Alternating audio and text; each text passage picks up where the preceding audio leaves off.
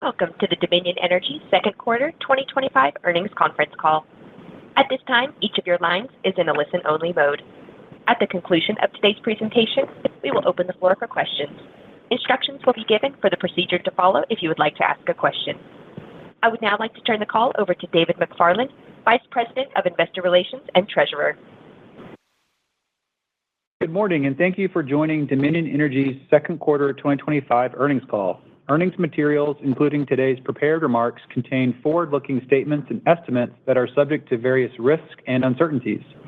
Please refer to our SEC filings, including our most recent annual report on Form 10-K and our quarterly reports on Form 10-Q for a discussion of factors that may cause results to differ from management's estimates and expectations. This morning, we will discuss some measures of our company's performance that differ from those recognized by GAAP. Reconciliation of our non-GAAP measures to those most directly comparable GAAP financial measures, which we can calculate, are contained in the earnings release kit. I encourage you to visit our investor relations website to review webcast slides as well as the earnings release kit. Joining today's call are Bob Blue, Chair, President, and Chief Executive Officer, Stephen Ridge, Executive Vice President and Chief Financial Officer, and other members of the senior management. I will now turn the call over to Stephen. Thank you, David, and good morning, everyone. Since the conclusion of the business review last year, we've focused on three principal priorities. First, consistent achievement of our financial commitments. Second, continued on-time achievement of major construction milestones for the Coastal Virginia offshore wind project. And third, constructive achievement of regulatory outcomes that demonstrate our ability to work cooperatively with regulators and stakeholders to deliver results that benefit both customers and shareholders. As we successfully execute against these priorities, we both empower our employees to provide the reliable, affordable, and increasingly clean energy that powers our customers every day, and we position ourselves to deliver on the commitments we made to our investors at the conclusion of the business review. We believe that consistent execution against these commitments will deliver compelling value for our shareholders. We had another strong quarter of execution across each of these priorities. I'll begin with our financial results, and then Bob will address CVOW and regulatory progress. As shown on slide 3, second quarter operating earnings were 75 cents per share, which includes 2 cents of RNG 45Z credits and 1 cent of better than normal weather. Relative to second quarter 2024, positive factors for the quarter included 7 cents from regulated investment growth, 7 cents from increased sales, and 5 cents from our DESC rate case settlement in 2024. Second quarter results also included a 7-cent impact from the regular cadence refueling outage at Millstone Unit 3. Second quarter GAAP results were 88 cents per share. A summary of all adjustments between operating and GAAP results is included in Schedule 2 of the earnings release kit, and a summary of all drivers for earnings relative to the prior year period is included in Schedule 4 of the earnings release kit. We're reaffirming existing financial guidance, including 2025 operating earnings per share of between $3.28 and $3.52, inclusive of RNG 45Z income, with a midpoint of $3.40. Turning to financing on slide 4, as highlighted on our last call, we've completed our 2025 ATM equity, and we've taken steps this quarter to also de-risk our 2026 ATM program. We view this level of steady equity issuance under existing programs in the context of our sizable growth capital spending program as appropriate to keep our consolidated credit metrics within the guidelines for our strong credit ratings category. We remain very focused on balance sheet conservatism, and there is no change to our previously communicated credit-related targets. Turning briefly to sales, we're continuing to see strong sales in our service areas driven by continued data center expansion and economic growth. Notably, 9 of our top 10 all-time peak days in Virginia have occurred this year, including 6 in the last 6 weeks, and our all-time peak in South Carolina was set just a few days ago. With regard to data center activity, we will refresh our standard detailed disclosures later this year, which will highlight our growing contract backlog. But in the meantime, I'll just say that data center interest is as robust as we have ever seen it. We look forward to continuing to meet this demand as we always have in a timely and responsive way that allows us to reliably and affordably serve all of our customers. In conclusion, I'll reiterate that I am highly confident in our ability to deliver on our financial plan, including our 2025 operating EPS and credit targets. We've built our financial plan to be appropriately, but also not unreasonably conservative to weather unforeseen challenges that may come our way. With that, I'll turn the call over to Bob. Thank you, Stephen. Before we move into business-specific updates, I just want to take a moment to acknowledge the outstanding work of our colleagues who have carried out our mission thus far this summer.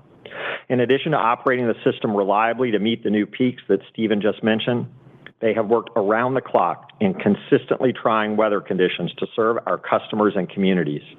I'm incredibly proud of our team members for their commitment and dedication to provide the reliable, affordable, and increasingly clean energy that powers our customers every day. With that, I'll turn to slide 5 and address our safety performance. Our employee OSHA injury recordable rate for the first half of the year was 0.28, reflecting the continued positive trend from the last several years. This is a good start, but as we were reminded in March when we lost our colleague Ryan Barwick in a rail car unloading accident, safety is much, much more than just a statistic. Safety is our first core value, and we're redoubling our efforts to drive to zero workplace injuries. Turning now to the Coastal Virginia Offshore Wind Project. We've made consistent and noteworthy progress across all aspects of the project since our last call. As summarized on slide 6, the project is now 60% complete, just months away from first delivery of electricity to customers in early 2026, and still on schedule for full completion at the end of 2026. It represents the fastest and most economical way to deliver almost 3 gigawatts of electricity to Virginia's grid to support America's AI and cyber preeminence in the largest data center market in the world, support U.S. shipbuilding, including Huntington Ingalls, the largest naval shipbuilding company in the United States and one of our largest customers, and support some of the country's largest and most important military and defense installations. It has robust bipartisan support from Virginia government and congressional leaders, local communities, military and defense interests, the commercial marine industry, as well as civic, educational, environmental, labor, and community partners. It's created about 2,000 direct and indirect American jobs and generated $2 billion in American economic activity. And finally, it's supported by Virginia law, approved by the Virginia State Corporation Commission, and fully permitted by federal agencies. Turning to slide 7. To date, we've installed 134, or 76% of the project's 176 monopiles, as well as 100% of the project's 12 pen piles. Today's totals reflect the installation of 56 monopiles and 8 pen piles over the first half of the current installation season. In July, we set a new project record by successfully installing 26 monopiles in a month. Consider that performance relative to the fact that we have 42 monopile installations remaining and 3 full months of installation season left. Note that fabrication of the final monopile is now complete, and over 90% of the project's monopiles have now been successfully delivered to Virginia. That effectively means we have just 2 barge loads left to deliver to Portsmouth. With regard to transition pieces, 148, or approximately 84% of the project's transition pieces, have now been fabricated, including the 59 that we have already successfully installed. We continue to expect the final transition piece to be completed and delivered to Portsmouth in the fourth quarter. Commissioning the first offshore substation, which was installed on March 10th, is now complete.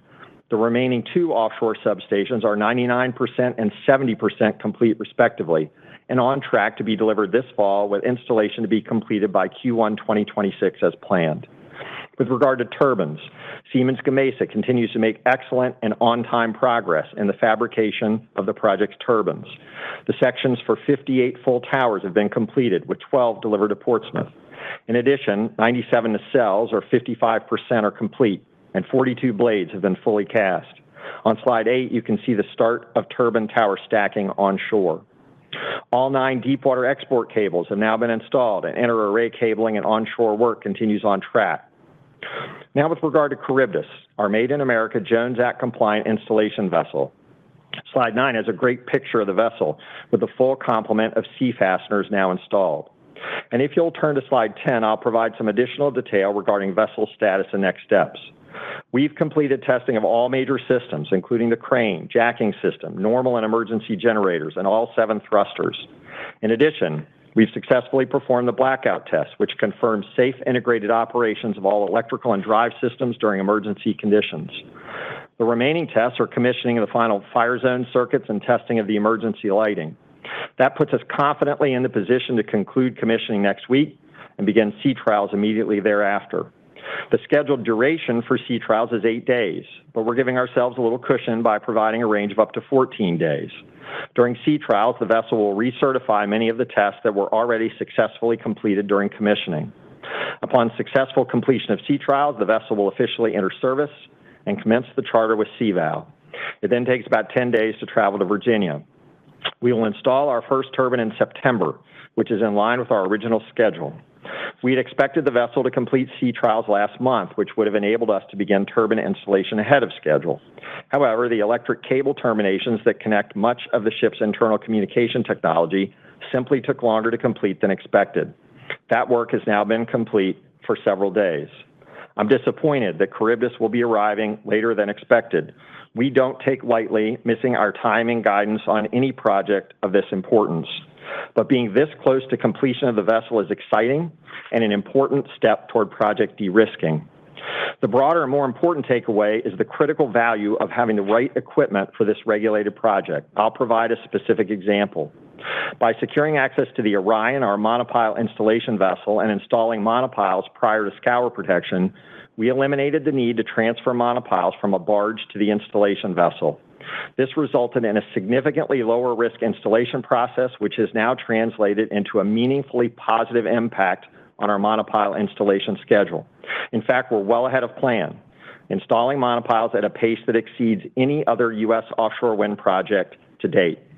That underscores why I'm so enthusiastic about Charybdis, despite a slight delay in delivery. It's purpose-built for this work and eliminates the need for barges, which will be instrumental in helping us stay on track with turbine installation. One final note on Charybdis, there's no change to the project cost of $715 million. Turning now to total CVOW project costs. The project's current unused contingency of $222 million is unchanged from our last update and now represents approximately 7% of remaining project costs. Excluding tariff impacts, costs for the project components have remained in line with the prior update. On slide 11, we provide an update to our potential tariff exposure across discrete tariff categories and illustrative durations. Let me touch on just 2 key takeaways. First, before adjusting for recent public commentary around potential EU and Mexico tariff increases, we estimate that the total impact of tariffs as they exist today through project completion at the end of 2026 would be $506 million. This is slightly lower relative to our disclosure last quarter, despite a doubling of the steel tariff due to both working with vendors to identify cost mitigation strategies, as well as completing our analysis of the final trade regulations and appendices. Second, while the details remain to be confirmed, if the EU and Mexico country tariffs are increased by 5% each as reported, we expect an incremental impact to the overall project of $134 million. Please note that this estimate is illustrative, as we don't have final details of a trade framework with either trading partner, and in the case of Mexico, don't know if tariffs rates will increase at all. Please also note that changes to tariff policy could impact these estimates. This morning, we made our quarterly offshore wind construction update filing with the Virginia State Corporation Commission, in which we increased the total project budget to $10.9 billion, a quarter-over-quarter increase of about $70 million, consistent with our estimate of actual incurred tariff costs plus projected costs through the end of the third quarter, as you see in the table on slide 11. As a result, we recorded a modest charge this quarter, about $20 million after tax, included on Schedule 2, for costs not expected to be recovered from customers in accordance with the cost-sharing settlement with Virginia regulators and our 50% cost-sharing partnership agreement with Stonepeak. These cost and risk-sharing arrangements continue to work as intended to protect customers and shareholders. The updated project cost of $10.9 billion is expected to increase residential customer bills by an average of 3 cents a month over the entire life of the project. And the updated project LCOE of $63 per megawatt hour, inclusive of RECs, continues to benchmark very favorably with new generation alternatives, including solar, battery, and gas-fired generation. Finally, let me address transmission network upgrade costs, which we expected to receive from PJM in July. PJM indicated last week that the earliest they will complete the final decision point will be late September. We continue to await the finalization of those costs by PJM, but importantly, we still do not expect any change in assigned costs of the magnitude of the update we received in February. We'll provide further updates once available. In summary, this project remains consistent with the goal of securing American energy dominance and is part of our comprehensive all-of-the-above strategy to affordably meet growing energy needs. The project fabrication and installation are going very well, and CVOW continues to be one of the most affordable sources of energy for our customers. Turning now to the regulatory landscape on slide 13, you see meaningful progress across a variety of fronts. Let me provide updates on just a couple of those efforts. We continue to work through the regulatory approval process to construct and operate the Chesterfield Energy Reliability Center, a 1 gigawatt natural gas-fired electric generating facility. The Attorney General's office has filed testimony supporting the project. Commission staff testimony is due on August 19th, with a hearing scheduled for September 23rd. The Virginia Biennial Review proceeding remains on track. We're currently in the testimony phase, with respondent testimony filed on July 16th and Commission staff testimony submitted on July 30th. We're actively reviewing intervener testimony, including submissions from the Attorney General's office and most recently the Commission staff, which proposed a 9.8% allowed return on equity. That's 10 basis points higher than our currently allowed ROE. To date, the positions presented align with expectations for a standard regulatory proceeding. There's one nuance I want to be sure everyone is aware of as they compare company and intervener positions. About $200 million of the headline difference between the company and the party's proposed 2-year revenue requirement is related to capacity expense and is really not a difference at all. We filed our case before the so-called Shapiro settlement was approved and therefore reflected a higher capacity expense for both years. Both AG and staff filed revenue requirements that reasonably use the Shapiro cap implied capacity expense, an adjustment that 1, we supplied and agreed with, and 2, is profit neutral. That adjustment alone accounts for about 40% of the, as I mentioned, headline differences between the company and staff's position. We look forward to continued engagement with all parties and anticipate a final order in November. Turning to South Carolina, in May, policymakers in the House and Senate passed legislation that was then signed into law by Governor McMaster that takes meaningful steps to address future generation needs of the state, including authorization for new joint gas resource development with Santee Cooper, permitting reform, and regulated investment recovery, including an electric rate stabilization mechanism similar to what already exists for gas utilities in the state. We're appreciative of the significant time spent by the legislature on this important bill, and we see these efforts as supportive of our stated aim to contribute to the success of South Carolina's robust and growing economy. Additionally, on June 30th, the Nuclear Regulatory Commission approved Dominion Energy South Carolina's application to extend the operating license for the VC Summer Nuclear Station for an additional 20 years through 2062, ensuring supply of reliable carbon-free power for decades in South Carolina. Overall, we continue to achieve constructive outcomes in all of our regulated service areas. Lastly, on the topic of governance, consistent with corporate best practice, we've maintained a regular cadence of board refreshment. Effective June 25th, Paul DeBar stepped off our board upon his confirmation as the U.S. Deputy Secretary of Commerce. Paul was an exemplary board member with deep insights across many relevant topics for our company, industry, and country. We thank Paul for his service, and we wish him well in his new role. Also effective June 25th, our board elected Jeff Lyash to serve as a new independent director. As former president and CEO of the Tennessee Valley Authority, Jeff brings more than 4 decades of experience in utility operations, power operations and generation construction, and public policy and regulatory matters, particularly in nuclear energy, to the board of directors. We welcome Jeff to our board and look forward to working with him. With that, let me summarize our remarks on slide 14 with a focus on our 3 priorities. Consistently achieving our financial commitments. We're off to a strong start in 2025. Continued on-time achievement of major construction milestones for the Coastal Virginia Offshore Wind Project, and achieving constructive regulatory outcomes that demonstrate our ability to work cooperatively with regulators and stakeholders to deliver results that benefit both customers and shareholders. I was highly confident in the plan we announced early last year, and I'm even more confident today as we continue to see opportunities for additional investment supporting customer growth across the value chain. We'll include those opportunities, which bias toward the back end of our plan in future updates. We're committed to delivering reliable, affordable, and increasingly clean energy to our customers. And as I've said repeatedly, we remain laser-focused on consistent execution. With that, we're ready to take your questions. At this time, we will open the floor for questions. If you would like to ask a question, please press the star key followed by the 1 key on your touch-tone phone now.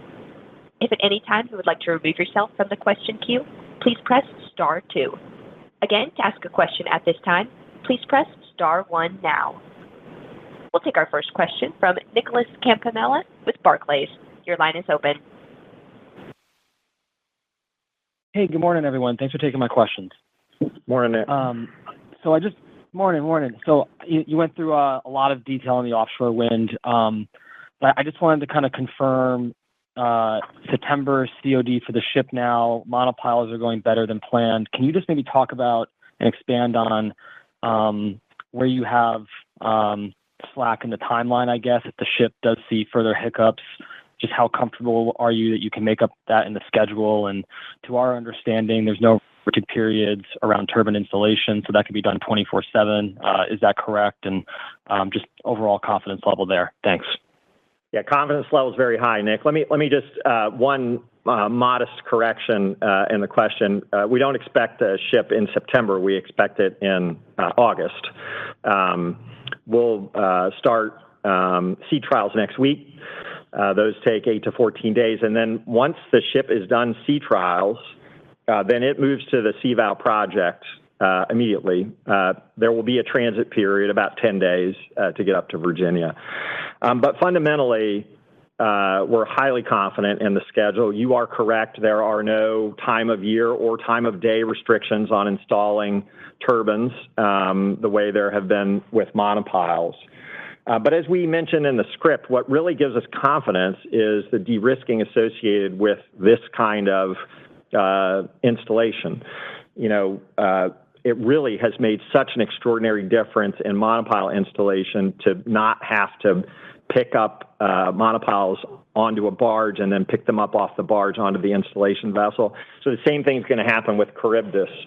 And you can see in the photos where we have the equipment, the sea fasteners on the deck to take the nacelles, the monopiles, and the blades, and they'll be picked up directly from Portsmouth, where we already have a supply waiting.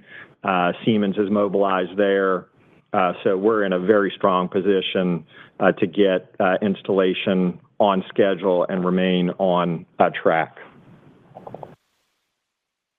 Okay, thank you for that. Appreciate that. And then just, I guess, on the financial execution, you've had a strong start so far year to date. Just where do you kind of stand within the fiscal 25 range? And then, are you trending at or above the midpoint at this point? And I also just wanted to ask about your view longer term, just since the business review. If you kind of take stock of what's happened outside of offshore wind between Carolina's legislation, New England prices. I know the RNG was extended as well. Just what's the offset that kind of keep you more towards the midpoint of your long-term EPS range at this point? Thank you. Good morning, Nick. We've had a strong start to the year, as you mentioned. We've benefited from some tailwinds, both weather and sales. Typically, if you look at our cadence, we'll use the third quarter call to narrow our guidance range or bias our guidance range towards a top half, for instance. And I think we're going to stick with that because Q3 is our biggest quarter from a sales perspective. I would just say that if we continue to benefit from those same tailwinds, we are biased to the top half of the range for the year. But we need to continue to see execution on sales and presumably persistence of the weather we've accrued year to date.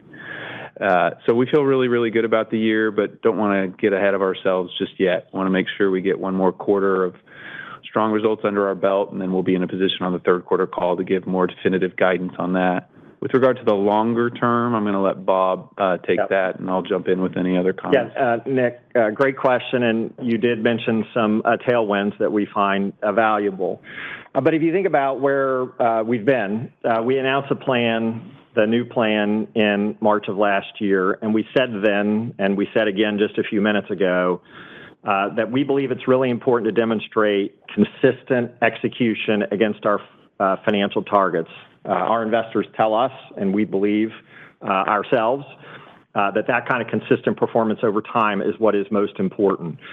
So we're going to continue to assess our plan, and if we think there are opportunities to improve, when we're confident, when those opportunities meet our criteria of appropriately conservative assumptions, then we'll incorporate them. But our focus, and I say it often, I said it on the prepared remarks, I'll say it again now, is consistent execution on the plan we presented, and we are highly confident in our ability to do that. And Nick, you mentioned the extension of the 45Z credit, which is, of course, positive. I think we're likely to hew towards the approach we've taken thus far. We think investors have valued the transparency we've provided by putting it outside of our base operating earnings. And that gives them an opportunity to independently value that without us lumping it together. So I think most likely you'll continue to see us take that approach. We haven't made a final decision on that, but I think that's where we're biasing at this point. Hey, that all makes a lot of sense. Appreciate those comments, and have a great weekend. Thanks. Thanks, Nick. Our next question comes from Carly Davenport with Goldman Sachs. Your line is open. Hey, good morning. Thanks so much for taking my question. Maybe just to start on CVOW, just any color on the reason for the PJM delay in terms of the cost update for network upgrades. And then I think the language on the slides was at the earliest September. Just is there any deadline that we should be thinking about in terms of when they have to provide that update to you? Thanks. Yeah, thanks, Carly. Look, I don't think it's news to anyone listening in that PJM's got a lot going on these days. So I wouldn't read anything more into it than that. As we said in our prepared remarks, we don't expect any change that would be anywhere near the magnitude of what we experienced in February. And there's no sort of regulatory or statutory deadline for PJM. They just need to get through the work and do the modeling, and that's what they're doing right now. Got it. Okay, great. Thank you. And then maybe just shifting to the biennial, I guess any views on staff recommendation and any indication of what the issues which issues will be in focus for Dominion as we kind of head into company rebuttals in a couple weeks here? Yeah, well, as we noted in the prepared remarks, the biggest sort of headline number isn't a dispute. So that won't take very long to resolve. That's the capacity expense that, that changed after we filed the case. So we presented the impacts of what happens with the Shapiro settlement, which was then approved. So that's not going to be an issue. The rest is the sort of normal course kind of things that you would expect in a regulatory proceeding. What's the appropriate ROE? Are certain O&M costs appropriate or not? Do we have certainty on some of the capital spend? Which we do. So, I said before we filed the case that I didn't think there was going to be anything exotic. There isn't anything exotic. So we'll have the hearing starting next month after we file our rebuttal testimony later this month, and we'll move through those issues. But nothing unusual. Great. Very clear. Thanks so much. Our next question comes from Jeremy Tonet with J.P. Morgan. Your line is open. Hey, good morning. This is actually Diana on for Jeremy. Yeah, I was thinking you didn't sound exactly like Jeremy. So how are you? Not quite. Doing well, thanks. Hope you are too. So I was wondering how you think about impacts from the OBB across Dominion, and then I'll have a follow-up maybe. I'll take that one. We're quite pleased with what we've come to refer to as OB3, which is a little bit of a Star Wars sounding name. We're quite pleased with how OB3 landed. If you think about when you think about legislators rewriting a tax code, there's a lot of things that could potentially move against you, and on the whole, I think it's been quite positive. The area that we and I think others are very focused on, of course, is eligibility for tax credits. And we're confident we can preserve all of the credits that we've provided in our forecast to investors, either through safe harboring or under long-standing rules, I think as some of our peers have described, or because they're simply not impacted. So, for instance, the Coastal Virginia Offshore Wind Project is not impacted. Many of our clean energy solar filings are effectively not impacted. When you look at the total tax credits that we've provided in the Q4 disclosures, there's really only about 20 to 25% that sort of require some active mitigation. And as I mentioned, we expect to be able to achieve that and have plans to do that. And just keep in mind, these are regulated projects. So we actually have a requirement under Virginia state law to build those projects. We're so very focused on customer affordability. We're going to leave no stone unturned to make sure that we take advantage of everything we possibly can to make sure that benefit passes through to our customers. Got it. Thank you. And like as a regards to those plans to safe harbor, would you pull forward any projects to potentially do that? We wouldn't likely pull forward the in-service dates, but as normal course goes with safe harboring, we're generally actively involved in working and spending capital on many of the projects that are through our projections of 2029. So much of our mitigation doesn't require anything particularly out of the ordinary for us, and it wouldn't necessarily include bringing CODs up. Okay, great. Thank you very much. As a reminder, if you would like to ask a question, please press the star key followed by the 1 key on your touch-tone phone now. We'll pause for just a moment to allow questions to queue.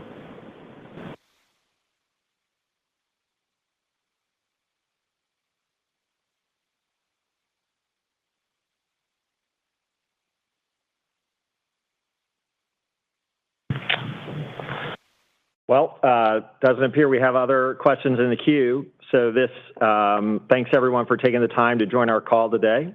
Enjoy the rest of your day.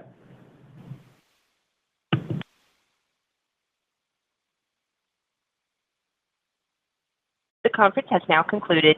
Thank you for attending today's presentation. You may now disconnect.